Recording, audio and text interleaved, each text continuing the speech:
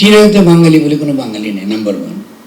Number two, বাঙালি একটা মিশ্র জাতি, ফলে তারা চেষ্টা করলেও হিটলার হতে পারবে না। একটা মিশ্র, মুন্ডা, সাঁওতাল, দুনিয়াতে রক্ত মিশছে, ওদের রক্তের পিউরিটি কনসেপ্টও নাই তাদের, তাদের আচরণের মধ্যেও নেই। ফলে বাঙালির পক্ষে হিটলারও অসম্ভব, ঠিক আছে। ফলে কিন্তু তারপরেও তার মধ্যে এক ধরনের জাতিবাদ ছিল, যে জাতিবাদটা আমাদের ক্ষতি করেছে। কি ক্ষতি করেছে? ক্ষতি করেছে ইসলামের সঙ্গে একটা বিরোধ তৈরি করেছে, যে বিরোধটা কমপ্লিটলি ইউজলেস ছিল, দরকার ছিল না। আমাদের এখানে যে ইসলাম এসেছে, এই ইসলাম তো রাজতন্ত্র ইসলাম ছিল না, এই আপনি এটা তো ভিন্ন রকম ইসলাম ছিল, পরিচয়বাদী ইসলাম ছিল। এখানে একটা অপশন আছে যে ইসলামিস্টরাও কি বাঙালিদের সঙ্গে একই আচরণ করে নেই? এখন আপনাকে ব্যাখ্যা করতে হবে ইসলামিক বলতে আমি কি বুঝি।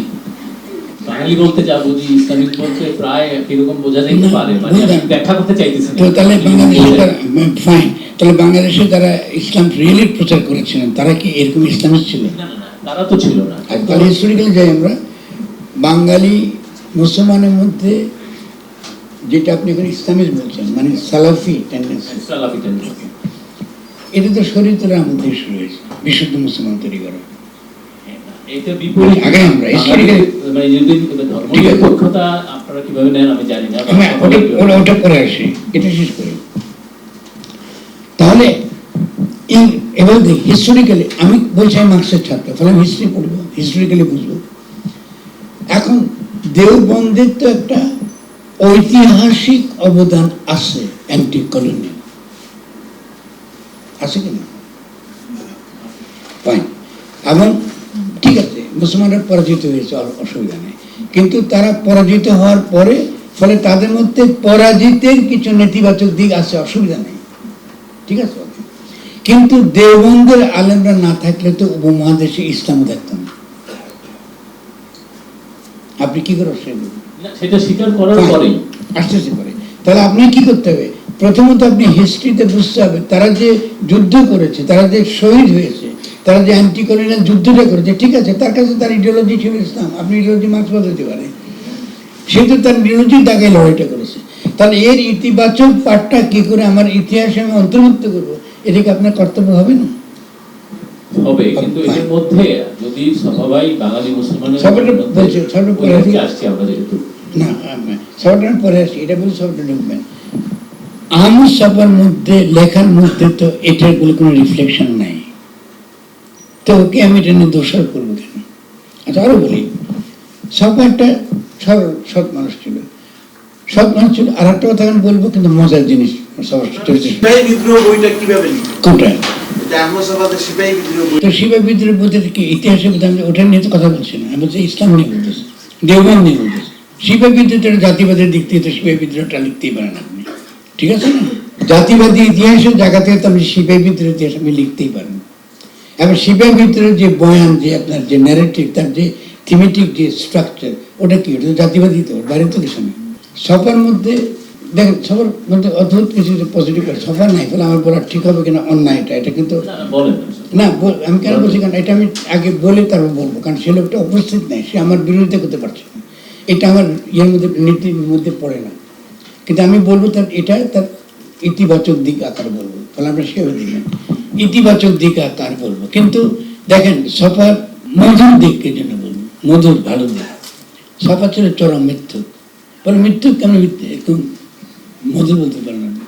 সফার কাছে যখন যেতাম, সফা বলতে, ফরহাদ আজকে একজন লোকের সঙ্গে দেখা হয়েছে, আপনার একটা কবিতা পড়েছে, আপনার মতো অসাধারণ কবিতাকে সে আর দেখে না, এত ভালো কবিতা। পুরোটা কিন্তু মিথ্যা কথা। আর এখন সফা এটা কেন আমাকে বলতেছে? আমি যেন কবিতা লিখি। এখন আমি কি করব? আপনি এই সফাকে ভালো না বাসা পারবেন? আপনি পারবেন কিনা? আচ্ছা, আপনি আহমদ সাফাকে, আমি তখন আমার বন্ধুদের মধ্যে সবচেয়ে বেশি ভালো চাকরি আমি করি, ফার্মাসি পড়ছি, ভালো টাকা কামাতাম। আর শরীফ মেয়ের ক্যান্টিনে বিরিয়ানি খেতে আসতাম, আর ওই সফার রুমে আমি যেতাম। তো সফার হাতে টাকা থাকতো না, আপনি যদি তাকে 5 টাকা দিয়ে আসতেন, সে কতক্ষণ পরে গিয়ে দেখবে ওই টাকাটা সে দিয়ে দিয়েছে, আরেকটা ছেলে সে ফিরে দিতে পারছে না। এই হলো আহমদ সাফা। তো আপনি এরকম একটা মানুষ, যার আপনি তো সবার ক্লোজ, আপনি তো আমার চেয়ে মত সবই জানেন, তাহলে এই সফাকে তো আপনি ভালো না বাসে তো পারবেন না কিছু করতে। সফা আপনার দেখেছেন একটা সবুজ কাপড় পরতো, দেখছেন আপনি কি সবাই কারা কারা জানেন না? না, সবুজ একটা কাপড় পরতে সামনে বলে যে মেক্সিকান গ্রিন, আবার ওই যে ইয়ার মতন ওই যে স্কাউটদের মতো এখান দিয়ে ছিল, এটা সে তার খুব পছন্দের কাপড় ছিল। এটা সে ফরিদ আক্তারের কাছ থেকে এটা পড়বে, এটা একটা তাকে বানিয়ে দিয়ে আসতে হতো। এটা তার পছন্দের জিনিস এবং সেটা পছন্দ করে, ফলে তাকে সেইটা দিত। তার আর অনেক বন্ধু বান্ধব তাকে সহায়তা করতো। ফলে শুনুন, আমি এই ক্ষেত্রে নিটশের পক্ষপাত। নিটশে হলো যে মহৎ লোকদের সম্পর্কে যখন কথা বলবেন তখন আপনাকে দুটো উপায় আছে। একটা হচ্ছে হয় উন্নাসিক হবে, হ্যাঁ আরে বেটা কিছু হলো না এরকম, অথবা মহৎ আকারে কথা বলবেন, নাথিং ইন বিটুইন। ফলে সফা সম্পর্কে সাবধানে আমি কথা বলি, তো এই জন্য বলছি আমি। ফলে সফা কিন্তু যদি আপনি end of the day Farhad মাজার ইন্টেলেকচুয়াল পলিটিক্যাল জায়গা থেকে আমি সফাকে যদি বলি, বিচার করি, সফা একজন সাহিত্যিক মাত্র, সফাকে বুদ্ধিজীবী বানায় না, এটা অন্যায়। সবার কোনো ইন্টেলেকচুয়াল কন্ট্রিবিউশন সে অর্থে উনি করতে পারেন না, উনি সময় ছিল না, আরও সময় আছে। সবাইকে মিথ্যা কথা বলছি না আমি, এটা সময় সবাইকে আমি বই দিয়ে এসেছি, development of capitalism in Russia, আমি দিয়ে এসেছি, আমি নিজে নেই না লেখা বই। সফা ওর বই কিন্তু পড়ে নেই, না পড়ে ওর যথাপি আমার গুরুতে লেখছে সে পড়ছে। তো আমি গিয়ে ধরলাম যে আপনি তো এই বই পড়েন নাই, খুব রেগে গেছে যে আপনি কি করে জানেন আমি পড়ছি, কারণ যে দিয়েছি সারা রাত বসে বসে আমি পড়ছি। আমাকে তাহলে আমি জাসদ কি করে করেন? এগুলা বন্ধুদের মধ্যে মধুর তর্ক। সবা ওই রেগে গেলে ওই সিগারেট খেত আর জোরে জোরে শির দিত। তো এখন এই হলো সবা, কিন্তু সে ওই যদ্যপি আমার গুরুর মধ্যে ওটা লিখছে, যেহেতু আমি যখন আমার সঙ্গে যখন নিয়ে গেছিল ওই মানে রাজাভাইয়ের কাছে, রাজাভাই তখন বসে বসে ওয়েবার একটা বই পড়েছিল, অ্যাগ্রারিয়ান ম্যাক্স ওয়েবার পড়ছিল। তো বই আমি একটা মুখ ফসকে একটা কথা, আমার জীবনের রাজা স্যারের সঙ্গে সম্পর্কে ভালো হয়নি, আমি আপনি আর সময় পেলেন না, এত দেরি দিয়ে বই পড়তেছি। ভাবছেন যে এই তো বিয়া, তো আমার আর সম্পর্ক হয়নি। এরপর সবাই বহুবার আমাকে নিতে চাইছে, আমার রাজা ভাই পছন্দ করি, আমার পছন্দ করি না, হয়নি। তো মানুষের জীবনে তো এসব মজার মজার গল্প থাকে, এটার মধ্যে তো এখান থেকে তো আমি বড় কিছু করবো না। Safa wonderful human being. সফার গদ্য আপনি জানেন, আপনিও পছন্দ করেন, গদ্যের আমি হিংসা করি, ইটস এ বিউটিফুল প্রোজ, ঠিক আছে, ওকে। সফা সেই লোক, যে লোক হুমায়ুনের কে বাড়ি থেকে বের করে দেবে বলে ওই পেট্রোল নিয়ে আগুন লাগাই দিয়ে বলে ওকে আবার ঘরে তুলছে, রাইট, ঠিক আছে না, ওকে। ফলে এই জন্য বলবো যে সফাকে আমার বিরুদ্ধে ব্যবহার করেন না, এগুলো আপনার কথা বলি নাই, সরি তো আপনি বলি নাই, আমার কথা হলো যে কিন্তু যারা ব্যবহার করে, আপনি ধরুন আপনি তো আমাদের অনেক বন্ধু, আমার অত্যন্ত স্নেহভাজন সেলিম, তো সেলিম তো আমি সফা যখন কথা বলতাম তো সেলিম তো বসে তার রান্না করতো, তো এখন তো ও তো ছিল তো সঙ্গে সঙ্গে তো ছিল, সঙ্গে তো ভালো মন্দ তো বড় হয়েছে, সঙ্গে আমার কাছে তো বড় হয়েছে, বাইরে তো কিছু বড় হয়নি। তো আমি দেখবো সেলিম যদি আজকে আমার বিরুদ্ধে দুনিয়া আজেবাজে কথা, ফরামদার বিলে রক্ত খায়, তো আমি কি রাগ করতে পারবো? পারবো ভাই, আমাকে বলেন তো, আমি তোকে স্নেহ করি, আমি কি রাগ করতে পারবো? তাহলে ও পড়ে দেখেন না, সর্বজন কথা কি কি লিখছে আমার বিরুদ্ধে। ওর যে সেই সময় হাসিনার আমলে, হ্যাঁ 13 সালে শাহবাগের সময় টিভিতে বলেছিল আমার বিরুদ্ধে, তো এরপরে তো সেলিমকে ভালোই বাড়বো, আমি খারাপ বলবো নাকি? তাহলে আপনি এটা তো আপনি কি সলিমুল্লাহ ভাইয়ের সঙ্গে সাফাকে তুল্যমূল্য করলেন কিনা? না, তুলমূল্য করলাম না, আপনাকে ওকে দেখালাম যে সফার যে স্নেহশীল একটা চরিত্র ছিল আপনার প্রতি তো ছিল, ছিল। আমার জিজ্ঞাসা হচ্ছে সাফা ভাইয়ের ব্যাপারটা দীর্ঘ না বাড়াই, সেটা হচ্ছে আপনার উপর কি সাফা ভাইয়ের কোনো ধরনের প্রভাব কিংবা ভালো প্রভাব আছে কিনা? আমার উপর সবার সবচেয়ে বড় প্রভাব হলো এই, আমি সবাইকে ভালোবাসি, আই লাভ হিম। আমি মনে করি যে ওই সময় 60s এটা খেয়াল করে যে ডাক্তার বুঝাবেন নাকি, এটা তাদের বুঝবেন আমরা কাকে দিকে দেখতেছি। আমার কবি বন্ধুর মধ্যে শামসুর রহমান, আজমান, এদের একটা, এদিকে আব্দুল রাজাক সাহেব, ঠিক আছে, হেমন্ত সোরেন আরো যারা বুদ্ধিজীবীরা তখনকার ছিল। তো এই দুই দিকে তাকার মধ্যে তো তো মুক্তার মতোই ছিল। আমি যদি মেয়ে হইতাম তো সবাইকে বিয়ে করতাম। আমি কেমন খারাপ খারাপ কি বলবো? আমি বলছি বন্ধু বান্ধবদের সঙ্গে ঝগড়া হয় না, সবার সঙ্গে মেলা ঝগড়া আছে। এখন ও নাই এবং আমি কেঁদেছি কিছুদিন আগে। আপনার কিছু মনে করবেন না, আপনি যখন ওর লাশটা তুলে আপনি যখন আরেক জায়গায় নিচ্ছেন, সাফা কি লাশের রাজনীতির যোগ্য? আমাকে বলেন আপনারা। ওকে তো প্রতিষ্ঠিত করে আমাদের কাজ, ওকে তো মনে করে আমাদের কাজ, ওর সম্পর্কে সুন্দর স্মৃতিগুলো তাকে মনে করিয়ে না। ওকে এখন ওরা পুরো সেকুলাররা সাফাকে ব্যবহার করে আমার বিরুদ্ধে, তা আমি কি করব? এখানে আমাদের কিছু করার নাই, এত করো। তোমরা মনে করো যে একবার ফরার বাজার সাফাকে ডায়েরির মধ্যে লেখা আছে হুমায়ুন কবিরকে হত্যা করছে, এইটা করতে করতে দিন কাটালাম। তারপরে শুরু হলো যে আরো কি ফরার বাজার সম্পর্কে সাফা খুব খারাপ একটা লেখা লিখছে। আপনি দ্বীপোস দেখতেছে দিন কি ভারী বাপরে, কত ভালোভাবে পড়ে পড়ে শোনাচ্ছে সাফা কত খারাপ কথা লিখছে। এখন সবার তো ওই লেখাটা নিজে বাতিল করছে। সবার সাথে কথা হচ্ছে, বন্ধু মানুষের সাথে ছাপে দিচ্ছে। আমি কি এখন ওটার জন্য, ও তো জীবিত নেই, ও তো জীবিত না। যে লেখা সে লিখেছে, যেহেতু আমি কি এখন বলবো যে সাফা এই জার্মান সম্প্রীতি কেন্দ্র এনজিও করছে, ফার্স্টের টাকার জন্য টাকা নিচ্ছে, নিয়ে জার্মান ঘুরে আসছে, এইসব ননসেন্স বলে লাভ আছে? ফার্স্ট সে অনুভব করছে কাজটা কি খারাপ হচ্ছে? তো তাহলে অসুবিধা নাকি? তো এটা তো ইররিলেভেন্ট। তাহলে এই যে সোসাইটির মধ্যে এই ধরনের লোকগুলো আছে যারা সমাজকে অগ্রসর করে দিতে আগ্রহী না, সমাজের দ্বন্দ্বগুলোকে সমাধান করতে আগ্রহী না। ফরিদ আক্তার সাক্ষী ফরাদ সাফা ভোরবেলা আমার সবার সম্পর্কটা কিছুই বোঝাচ্ছে। ভোরবেলা সাফা ফোন করতো আমাকে, আমি তখন তো ওই আগের ফোন ছিল, আমার কাজ করতে আমি ধরে ধরে সবার কথা শুনতে হতো। আর সবাই প্রথম ফোনে কি বলতো, হয়তো আপনাদেরকে বলতো, ফরহাদ আমি তো আউলিয়া হয়ে গেছি কি এই, সে তার পুরো বই রাত্রে যা লিখছে পুরোটা শোনাতে হবে আমাকে। আমি দিনের পর দিন শুনছি সবার। কেন শুনি? কারণ সবাই অন্যদের প্রতি সমান সদয়, একই রকম মানুষ, অন্যদের প্রতি সমান সদয়। এবং আমি ওর জীবনটা জানি, কারণ ও তো ওর ভালোবাসার জীবনটা আমি জানি। ওদের দেশের ছেলেমেয়েদের মহিলাদের প্রেম করছে, সেসব মহিলারা তার সম্পর্কে কি ধরনের তাকে কষ্ট দিয়েছে ওটা তো আমি জানি। তাহলে এই লোকটা সকালে আর কি কি করতো, ফোন করে বলতেছে ফরহাদ বাজারকে চাই, তো আমি তো ব্যস্ত, ফোন দিচ্ছি না। পরে যে বলেন যে প্রাইম মিনিস্টার অফিস থেকে ফোন করছে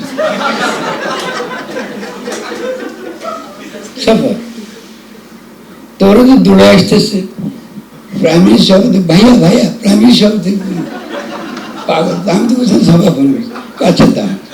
তো এখন এই ছিল সভা। আর ওর যে এত সব মজার গল্প আছে আমার জীবনে, বললাম আমার শেষ হবে তো, ওকে আমি ওর বই নিয়ে কি বিচার করবো বলুন? এখন তার বাঙালি মুসলমানের বইটা তো আমি খুব একটা অ্যাপ্রিসিয়েট করি না, আনফর্চুনেটলি। ওর ডেপুটি বইটা আমি খুব একটা অ্যাপ্রিসিয়েট করি না, আনফর্চুনেটলি। কারণ সে যেটা করতে বলছে এটা সে প্রমাণ করতে পারে নাই। কেন বঙ্কিমকে এই দেশের মুসলমানরা অপছন্দ করতো সেটা দেখতে গেছিল, সেটা লিখতে পারে নাই। কারণ সফা তো সে বুদ্ধিজীবী ছিলেন, শতবর্ষের ফেরারি, হ্যাঁ শতবর্ষে ফেরারি, তিনি তো বুদ্ধিজীবী ছিলেন। ফলে আমাদের এখানে এখনো পর্যন্ত বুদ্ধিজীবী বলতে বা ইন্টেলেকচুয়াল অ্যাক্টিভিটি বলতে কি বোঝায়, যে বিভিন্ন প্রশ্নগুলো, সমাজের গুরুত্বপূর্ণ প্রশ্নগুলো মীমাংসা করা, এটা তো একটা কঠিন কাজ, পরিশ্রমের কাজ, পড়াশোনা করার কাজ, আরো চিন্তা করার কাজ। এই চর্চা তো প্রাপ্ত হয় নাই, হয়েছে হয় নাই। আপনাকে আমি বাংলাদেশের সবচেয়ে বড় তরুণ কবি বলে যে কম বিপদে পড়ছি বলেন?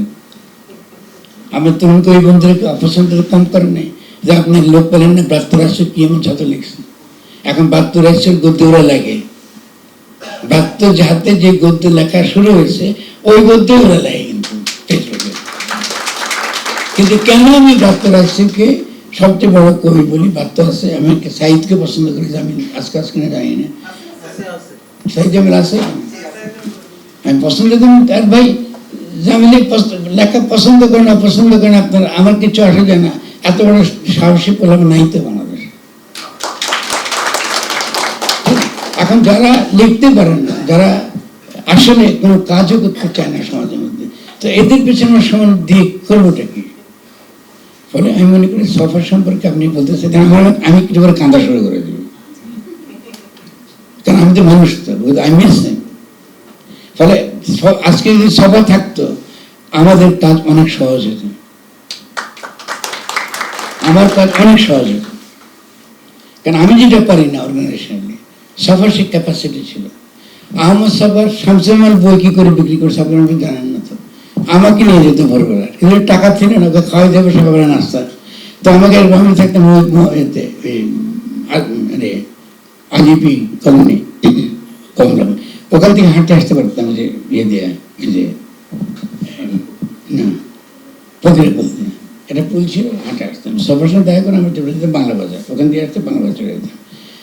আহমদ সাফা পাবলিশারের পর পাবলিশার কাছে গিয়ে শামসুর রহমানের বই প্রকাশ করতে হবে, মানে হেন কোনো তাকতি মিনতি নেই, এটা করতেছে। শামসুর রহমান সে কবি আকারে প্রতিষ্ঠা করে দিয়েছে। তখন তো কবিদের বই প্রকাশ হতেছে। আমি যখন প্রথম লিখি, প্রবন্ধের বই লিখি, আমি নিজেও জানি না যে সে আমার বই নিয়ে দিয়া এক পাবলিশারের কাছ দিয়ে অর্ধেক লিখছে, মানে ছাপা প্রায় হয়ে গেছে, মাঝখানে প্রুফ রিডতে একটা সমস্যা হয়েছে, আমি গিয়ে দিয়ে আমার বই ছাপা হইতেছে। আমি তো আমার বয়স কত, প্রস্তাব যখন বই লিখি আমি ভেরি ইয়াং, আপনি কেন ইমাজিন তখন এফেক্টটা কেমন একটা ছিল, নিয়ে গেছে তো সে। তাহলে এই হলো আহমদ সাহেব। আহমদ সাহেব শুনুন, 60s মধ্যে 60 থেকে 80 পর্যন্ত আহমদ সাহেব ছিল ঢাকা শহরের শোভা। ঢাকা শহর চিন্তা করা যায় না আহমদ সাহেব, কারণ এইভাবে চিন্তা করেন লোকটাকে, অন্য কথা বলে লাভটা আসে না। আমাকে যদি এখন বলতে যে মহাত্মা আহমদ সাহেব, আমি এটা বলবো না, এটা তো ছোট করা হয়, কারণ আমরা তো ও তো গান্ধী না, ও তো গান্ধী ছিল না, ও সবাই ছিল। তাহলে সফর এই যে গল্পগুলো, যে লোকটাকে আপনি 5টা টাকা দিলে সে কতক্ষণ পরে আরেকটা গরিব ছেলেকে দিয়ে আসবে, এই না খায় থাকতো, ঠিক আছে, না খায় থাকতো। এবং ওকে লোকে ভালোবাসতো, ওর ওই ইন্টারন্যাশনাল হোস্টেল থেকে ওকে সরাবার সাহস কেউ দেখায় নেই, ওর তো ইলিগালি থাকতো, তো ইলিগালি থাকতো। তাহলে আপনি এইটা একটা সময় যেখানের মধ্যে এরা এত ইন্টারেস্টিং ক্যারেক্টার, যে আপনি সে সময় আমাদের বেড়ে ওঠা, আমাদের দোষগুলো, আমি বলছি না প্রাপ্ত, আমি তো দোষী মেলা আছে, কিন্তু নিশ্চয়ই সেটা করবেন, সমালোচনা অবশ্যই করেন, কিন্তু আমি মনে করি আমরা যদি আগায় যাবার জন্য কাজটা করতে চাই, তাহলে একটা সততার মধ্যে থাকবে না। আপনি তো দেখছেন, যেহেতু ব্রাত্য উপর আমার একটু রাগও আছে, আমি একটা লেখা লিখছিলাম বহু বছর আগে, ইউনুস সাহেব যখন নোবেল পুরস্কার পায়নি, তারও আগে আমি লিখছিলাম যে ইউনুস সাহেবকে নোবেল পুরস্কার দিতেই হবে। কি লিখছে এরকম, সেটা 96 সালে লিখেছেন। তো ব্রাত্য ইন্টারভিউটা নিচে আর ছাপে না, মাঝখানে আবার নিচে আবার সে ছাপে না, কি উদ্দেশ্যে আমি করতে পারবো না, ইউনুস সাহেব তাই কিছু কিছু দিয়েছে কিনা তা করতে পারবো না। কিন্তু আমি মনে করি যে সব একটা জিনিস তো একটু এগ্রি, আমরা একটা অপূর্ব সময় অতিক্রম করেছি। এবং রাইসেল ওয়াজ ভেরি ক্লোজ, ও অসম্ভব ক্লোজ ছিল, আমার ক্লোজ ছিল তো বটেই। সফর অত্যন্ত প্রিয় ভাষণ ছিল, গালিও খেত, গালি কম খায়নি ও। সফর আমি গালি দিত, যখন ইচ্ছে তখন গালি দিত। তো আমি শুধু আপনাদের কাছে বিনয়ের সঙ্গে শুধু এতটুকু বলবো যে আমরা একটা সময় ছিল যখন বুদ্ধিজীবীদের যখন স্বাক্ষর নিত, তখন কবিদের স্বাক্ষর নিত, শামসুর রহমান, হাসান হাবিজুর রহমান, মনে আছে ওটা, আহসান হাবিব, এরা ছিলেন বুদ্ধিজীবী। তারপরে আসলো কথা সিরাজুল ইসলাম চৌধুরী, বনমুদ্দিন খান জাহাঙ্গীর, আসছে এরকম এলের বুদ্ধিজীবীরা, 2 নম্বর বুদ্ধিজীবীরা। এই 2টা পর্ব এখন কিন্তু রিয়েল বুদ্ধিজীবিতার সময়। রিয়েল বুদ্ধিজীবিতা বলতে যেটা বোঝায়, আপনাকে দর্শনের জগতে, আপনাকে বুদ্ধিভিত্তিক জগতে, রাজনীতির জগতে আপনাকে সলিড কথা বলতে হবে, হাওয়াই কথাবার্তা বলে কেবল বিবৃতি দিলেই হবে না, বিবৃতি দিলে হবে না। খবরের কাগজ, নিখাত, নির্ভীক, নিরপেক্ষ।